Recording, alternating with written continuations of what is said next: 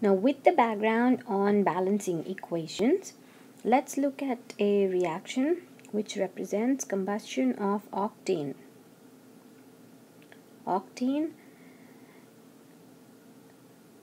in this case, we are representing octane as a fossil fuel.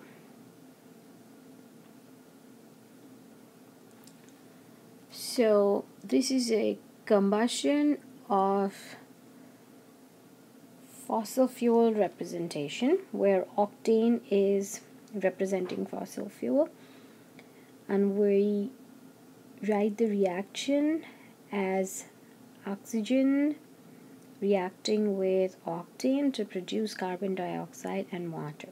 First of all, if we write the reaction C8H18 plus oxygen yields carbon dioxide and water. What are the steps that we follow to balance it? We have 8 carbons here and only 1 carbon here. So let's start with 8 here. Now we have 8 carbons on reactant and product side. We have 18 hydrogens here and only 2 here. So we're going to say 9 waters. And now we have 2 oxygens on the reactant side and 16 plus 9, 25 on the product side. So 2 oxygens and 25 oxygens. That doesn't balance out. So the best way to balance this is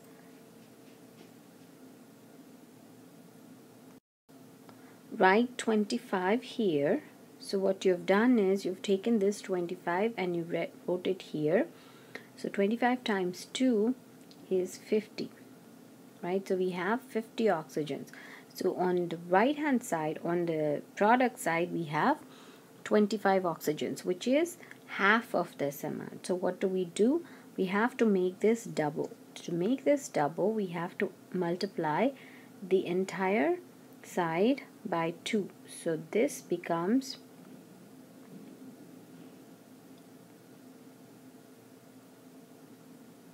25 oxygen, and the reactant side becomes 16 carbon dioxide and 18 water.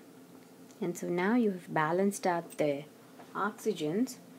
So you've multiplied this with 2, multiplied this with 2, so you also multiply this with 2. Okay, so this way what you have done is you've balanced out the entire reaction. So now the one aspect is that we balance this reaction. The second aspect is that we understand from the reaction that 2 moles of octane, when it combusts in 25 moles of oxygen, and I'm going to make sure I write this oxygen properly here. This is a capital case O. 25 moles of oxygen, it produces 16 moles of carbon dioxide and 18 moles of H2O. So one more time, 2 moles of octane when reacts with 25 moles of oxygen, it produces 16 moles of carbon dioxide and 18 moles of water.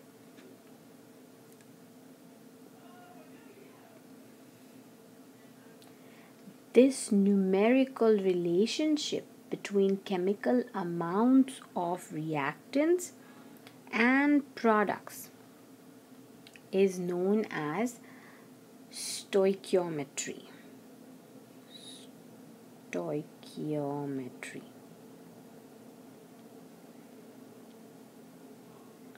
And stoichiometry is important because it gives us information, or it gives us a means to calculate the amount of product that will be produced if you have a certain amount of reactant and an amount of product, or the amount of reactant that you need if you desire to make a certain amount of product.